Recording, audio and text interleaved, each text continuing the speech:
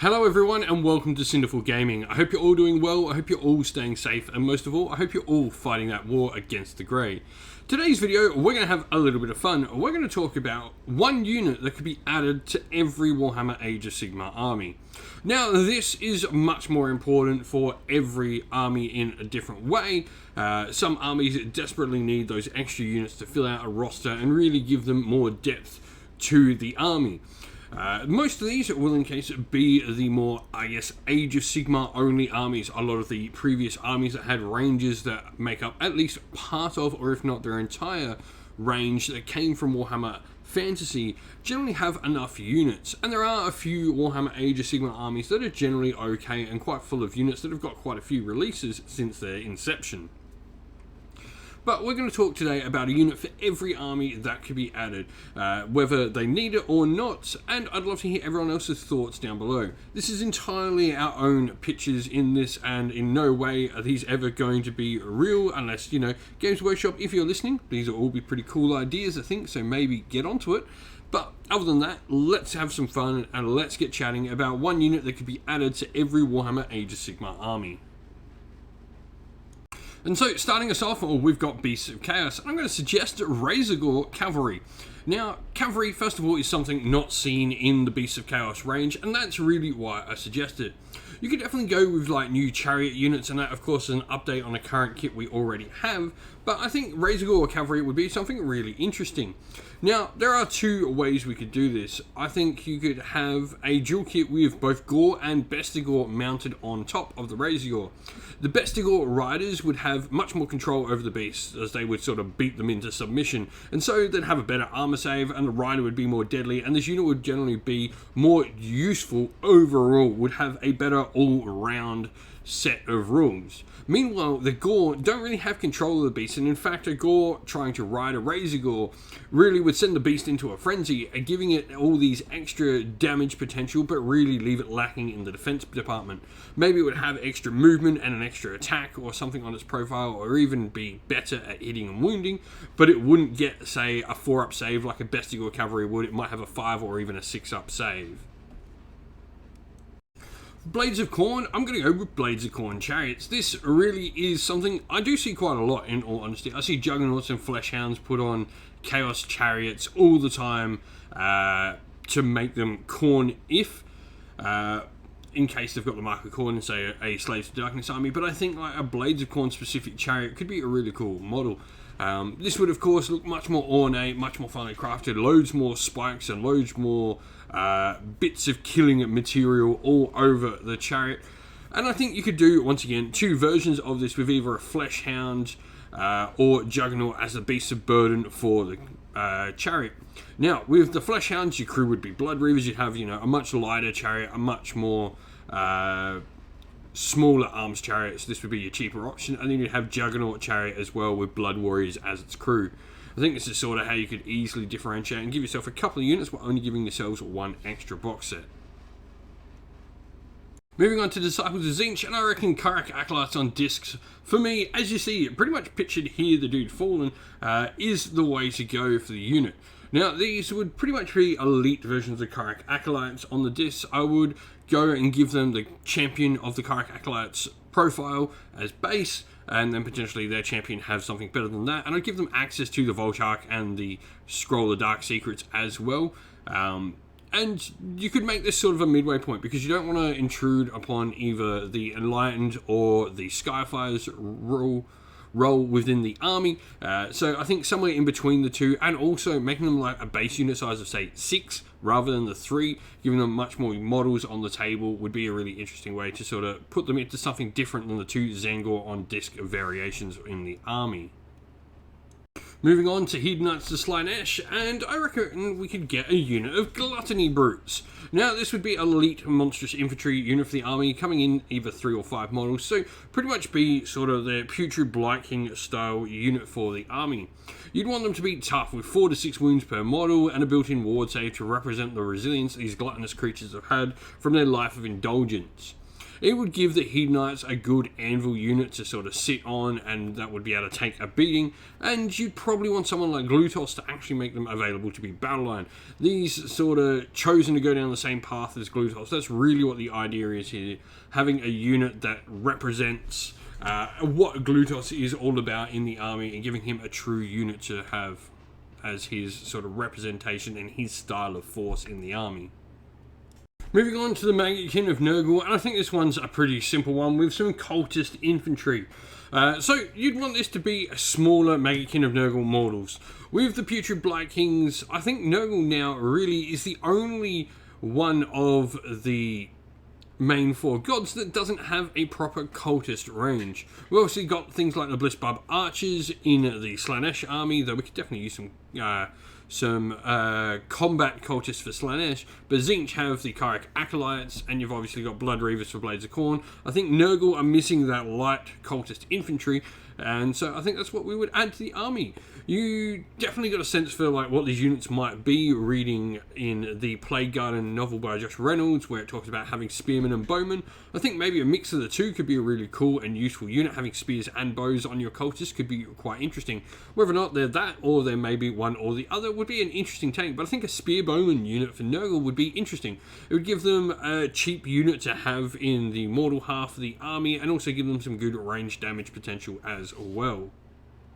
Moving on to Skaven, and I'm going to suggest Wolf Rat Cavalry. This is one that gets thrown around a ton in Skaven groups, and I definitely agree. It would certainly be a unit type that Skaven don't currently have access to in a cavalry unit, and it would also fill a role that nothing really else does. It's this sort of fast outflanking unit you can use to push up the board, threaten your opponent's backfield quite easily with, without relying on tunnelers.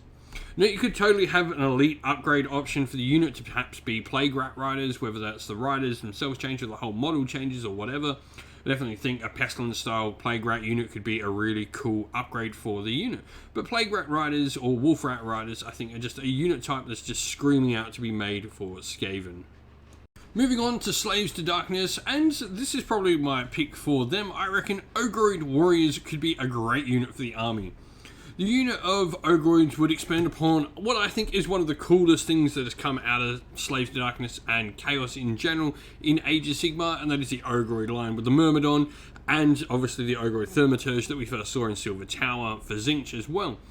But I think the Myrmidon would be able to make this unit battle line in an army, so you can have a Myrmidon leading a bunch of Ogreoid warriors. You could definitely have a couple of different weapon options, whether that be spears or great weapons, or maybe two hand weapons on the unit, give them a variety of different weapon options, pretty similar to sort of what you would expect. And make them elite monstrous infantry with like 5 or 6 wounds apiece, really tough, some good armor saves on them. I think could make a really interesting army out of entirely Ogreoids, and you can definitely make more different Ogreoid units down the line. Would be really cool to see. This for me is just one of the most unique things we've seen. I absolutely love the Ogreoids, and I can't wait to see more of them, hopefully in the future. Moving on to Death and Flesh Eater Courts. This was one of the ones that took me a little bit. What do I think needs to get added to Flesh Eater Courts? Well, for me, it was Ghoul Flayers. So, some flying ghouls.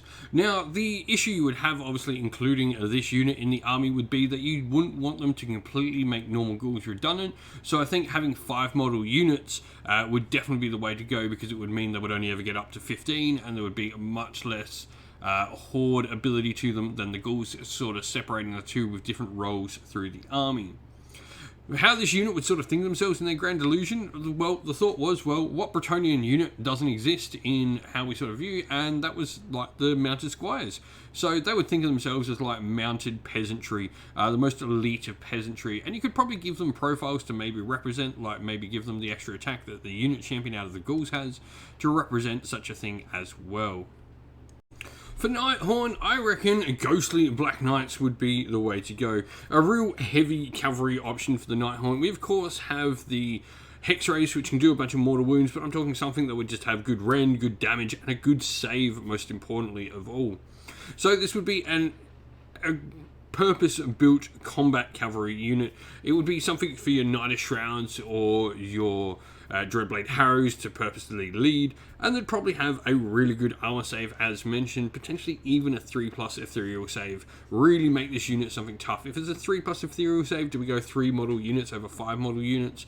That's something to discuss, but I think that 3+ save, because they can't modify it in any way, could be really interesting, and you'd want them to be absolutely devastating on the charge, getting extra rend and extra damage, and maybe even extra attacks on the charge. Onto the Osseo Bone Reapers, and this is one of the easiest ones. It's Mortek Archers. Mortek Archers are something that everyone wants for the Osseo Bone Reapers army.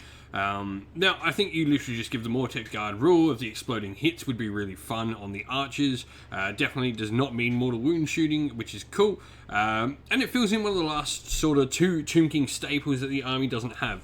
Obviously, the Osseo Bone Reapers were Tomb Kings reimagined. That's not to say they've got anything to do with Tomb Kings, they just have the same concept behind what the army contains compared to Tomb Kings. You know, they're a bunch of legionary troops, very similar to Tomb Kings were Legions of the Sands, etc.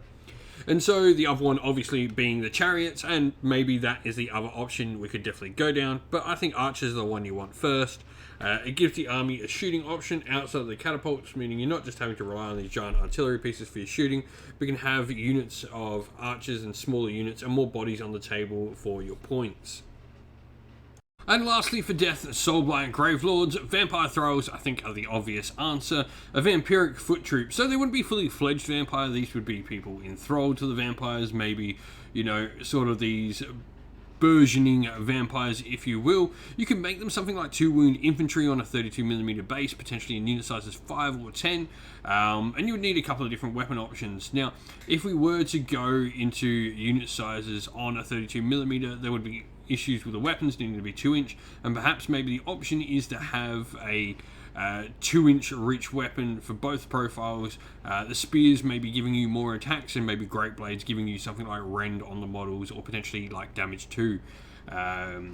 You would want them to have a bunch of the vampiric rules. They'd be able to heal a wound at the end of every turn if they killed a model, so your 2 wound model can go back up to full 2 wounds if it's on 1.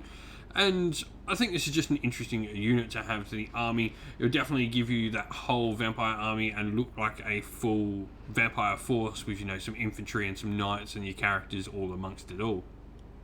Moving on to Destruction and Gloomspite Gits. First one that came to mind is straight away Forest Goblins on foot. This would give a full-fledged range and a full sort of army look to the Spider Fang Grots. Now, you would want probably hand weapon, spears, and bow options, very similar to how we've got the regular Grots in the army, the Moonclan Grots. And you'd probably want to say, maybe give them some mortal wound weapons or the potential to do automatic wounds like old poison weapons on 6 to hit. If they're mortal wounds, definitely on 6s to wound. Mortal wounds should always be on 6s to wound. Unit sizes are 10 potentially if they are going to have mortal wounds to stop them being a more competitive horde option than regular Gits, or you need to point and make sure they're pointed quite correctly. If they're 20 models, I definitely don't want to see them with mortal wound ability on the hit rolls or anything like that, because that would be horrendous to face against. Just 60 grots is going, we're going to fish for 6s when we're shooting you with bows, is not a game I want to play in. Next, the Ogre Maw Tribes, and I think Firebellies is the way to go, and have a unit of fire-breathing ogres. So, how this would work, I envision like a unit of 3 sort of tribalized style ogres in the very same sort of look that we have the Firebellies, with maybe some different weapon options, maybe great weapons, dual hand weapons. Definitely no shields involved in this at all. And then how I think is maybe you could give them multiple fighting options or multiple ways to use their fire each turn. And so maybe they don't get a proper shooting attack, but they have the option when they're within 3 inches of an enemy unit to either give themselves a shield of fire, which would potentially give them +1 save, or, you know, ignore a point of rend or something like that, and then giving themselves flaming weapons for maybe +1 damage or +1 attack. And then the choice of just breathing fire at their opponents to potentially do mortal wounds on, say, a 4+, so that it's not the go-to option, but it definitely has some good value to it. Next up, Orc War Clans, and I think, well, we want to expand on that Cruel Boys range, and I think some Cruel Boys Trappers could be a really interesting unit. Now, this would be sort of a really stealthy sort of infiltrating Cruel Boys unit. You'd set them up before the game begins inside a terrain piece more than 9 inches away from enemy units, and effectively they will put traps in that terrain piece, making them and target for your opponent, but also your opponent would need to do something about those traps. And those traps could have a variety of different options, whether it's do mortal wounds when they charge, whether it's, shroud the cruel boys in it, or allow the cruel boys to teleport out of it into other terrain pieces. Give a whole bunch of different rules, maybe, 3 or 4 different options on how the cruel boys can interact with that terrain and trap it in different ways. I think it would be a really interesting way to have a new unit available to the range that does something that the units don't already do. And lastly, for destruction, the Sons of Behemoth. What would we like to see for them added? Well, I'm thinking, what about Man Crusher Mammoth Cavalry? So this would be a truly terrifying unit of cavalry, maybe even taken in single models or in units of 2, and maybe nothing more, maybe potentially units of 3, maybe one of the Mega Gargants unlocks Mammoth Cavalry, I don't know, maybe a new type of Mega Gargant could, but pretty much these would be the equivalent to other units and other armies of monster heroes, maybe like 12 to 14 wounds with a decent save and some cool killing potential, but obviously they would need heroes nearby, and I think that's how you sort of maybe rein them in from being too oppressive, is you don't give them the elite keyword so they can't use command abilities themselves. They're requiring Mega Gargants to be nearby to get the most out of, but they could definitely add something else to Sons of Behemoth, which I think is a very limited way in which we can increase the range without going, I guess, the obvious answer, which we don't want to add to the army because otherwise it stops and fills gaps, and that is chaff units like hounds and stuff like that. Moving on into order, the last of our Grand Alliances, and starting with Cities of Sigmar, Witch Hunters is definitely where I'm going to go. You would want like units of Witch Hunters in your army, so you could definitely have a more elite unit to back up alongside your Flagellants, which I would definitely move over to Order of Azir. And then you would have your characters. Obviously we've already got things like Jocelyn Darroch and the Vendents, and then probably add in back some Priests of Sigmar and stuff like that as well. But Witch Hunters as a unit, you'd have 5 of them mounted. Definitely got the idea from this reading The Tainted Heart, which is a really great Age of Sigmar novel. You should go read it. And you'd want a mix of short-range shooting, so some pistols and combat weapons. This would mean that they're neither taking up the place a pistol is, nor, I guess, competing with any of your combat cavalry like Drakespawn Knights and stuff. And you want to give them bonuses versus Undead and Chaos, because of course you would. You'd want them this utility unit that can do a little bit of everything, but is really not the best at everything, but good at most things. Moving on to the Daughters of Cain, and well, we're going to talk about the Brothers of Cain. I reckon a unit of Warlocks on foot would be a sweet addition to the army, just sort of taking those ideas that we have from those warriors inside of the Cainite Shadowstalkers and the Doomfire Warlocks we already have, having a unit of like 10 unmounted Doomfire Warlocks that would be using magic more to buff themselves rather than do the Doombolt damage that the cavalry unit does. They could potentially, give themselves maybe magic weapons or magic shooting, choose to give themselves a point of rend or a point of damage to either one of the profiles or something like that. And you want to give them short-range missile weapons as well, maybe like the dual-wielding crossbows like we see in the Cainite Shadowstalkers. That unit there could be a really cool addition to the unit. But I think this definitely fills a hole in like a more utility-style battle line unit than the outright killing machines that are Witch Elves and Sisters of Slaughter. And so for Fyreslayers, another one of the ones that the community is pretty vocal about what it wants, and that is Mini Magmadroth Cavalry. Dwarven Cavalry is just such a cool concept. We've never had Dwarf Cavalry inside Warhammer, so this would be just a great unit. It would give the Magmadroth something really cool to lead out into the battlefield, and of course give Fyreslayers another unit which they so desperately need. You would want them to have short-range shooting attacks, something similar to how like Dracothian Guard work and stuff like that, and you'd want them to be Hearthguard on top. Whether that is Hearthguard Berserkers, maybe Auric Hearthguard as well for a more shooting cavalry style unit could be really interesting as well. But give you a couple of different options. You definitely want these to be Hearthguard, these to be like the children of the Magmadroth given out to the Rune Fathers, chosen warriors is exactly how you'd want this unit to work. Moving on to Idleness, Deepkin, and Achillean Foot Troops are the obvious answer here. Another one that the community has said they really, really want. Now, I think these would be great as Spear and Shield Foot Troops, a much more unified fighting style amongst these warriors than, say, the Thralls. Give them a very unified sort of look compared to the Thralls, which have, that little bit of everything sort of thrown in with all the different weapons. These guys are much more formal, representing the sort of martial prowess of the Achilleans and the more rigorous sort of training that these warriors with complete souls can go through, unlike the rest of the range. You'd want them to work really well. This would be an elite heavy infantry, definitely worth a lot more points than your thralls.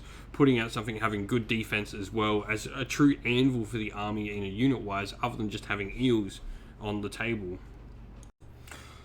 And so, next up, Kharadron Overlords. I recommend Battle Mechs. I think it's to be a cool unit to add to the army. Giving some combat-focused mech suits would definitely help the Kharadron Overlords. It wouldn't give them whole units with combat potential, but it would help fill the void, giving them another combat option that they can use to sort of protect their shooting units.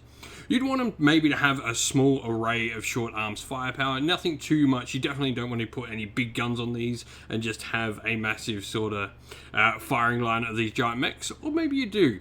But whatever it is, I think steam-powered Aether mech suits could be really, really cool and give another great sort of style hook to the Kharadron Overlords, which already have the airships going for them, their whole steampunk look. For me, it just completely fits. And so, next up, Lunar Warlords, and I reckon Venari Chariots are the way to go. For me, they're the last real high-style unit that Lumineth haven't really made a replacement for. You obviously had your Tyrannic Chariots and your White Lion Chariots back in the days, and I think having a unit of Chariots is just cool. It would completely fill out and make these the brand new High Elves incomplete, because you've already got Bolt Throwers, you've got your Dawn Rider replacements, your Archers and Spearmen. I think Chariots is the last sort of piece to add in, and maybe besides a heavy cavalry option, which I think the Dawn Riders replace anyway. But yeah, for me, they're a really cool option. And you maybe could have different variations. Maybe you could have a couple of different mounts. Maybe you could have one of the Tree Runners or something like that from the Wind Temple pulling this to give it a fast-moving chariot. Or maybe, do we actually have Swift Hawk Chariots come back? For me, they were always one of the most unique things, and they just sort of fit Age of Sigmar. But anyway, Venari Chariots is definitely my shout. And moving on to Seraphine, I recommend bringing back the Horned One Riders. Skink cavalry mounted atop sleeker and faster versions of the Cold One. Give these things a really solid movement of something like 14 or 15 to make them a really, really super fast unit for the Seraphine, jittering around the sides of the battlefield, being able to provide some short range shooting threat as well, with maybe javelins or maybe bolt spitters on the back of these. And maybe do you make them a unit size of 10 minimum, so you can have quite large units. This would be a detriment to taking large units, because you would obviously have issues with coherency and all of that and getting them in combat range. But is it an option, especially with shorter range to firepower? I mean, if they're never going to be battle line, you can have max 20 would be an interesting sort of cavalry option. Or do you make them unit size 8 or something like that, like the current Saurus cavalry units? Could all be a couple of interesting options to add in for this particular unit. Going on to Stormcaster Eternals, and for me this is an interesting one because I don't think the range needs any new types of unit, but perhaps what we're going to see over the coming time with Stormcaster Eternals is perhaps going to see Thunderstrike variants of a lot of the units. We've obviously already got archers and stuff like that, and so maybe would it be cool to see, like a wizard unit of Thunderstrike, so like some evocators in Thunderstrike, or more different variations of paladins in Thunderstrike with the glaives and stuff like that, or even Dracothian Guard cavalry at Thunderstrike, Griff Charger mounted cavalry in Thunderstrike. I think Thunderstrike units would just give a whole new, and I do think that we'll eventually see a big range refresh with the Thunderstrike maybe taking over the old cast, but it's definitely something cool to see updated and see what we get for Stormcast going forward. And so lastly we have the Silvernet, and for me it's Tree Revenant Archers that are the obvious answer here, excluding obviously adding Kurnothi, which is a whole range of models I think we could add, and maybe we'll talk about that in a different video. But Tree Revenant Archers, we've already seen them in the Underworld's Warband. I think it could be a really interesting unit, especially if you give them the Tree Revenant's teleporting abilities to teleport around the table and get those shooting attacks where they need to be at all times. This could definitely be a very useful piece to have in the army. But that is all our suggestions for every army in Age of Sigmar for a new unit to be added to all of them. Let us know your thoughts and your ideas down in the comments below, please.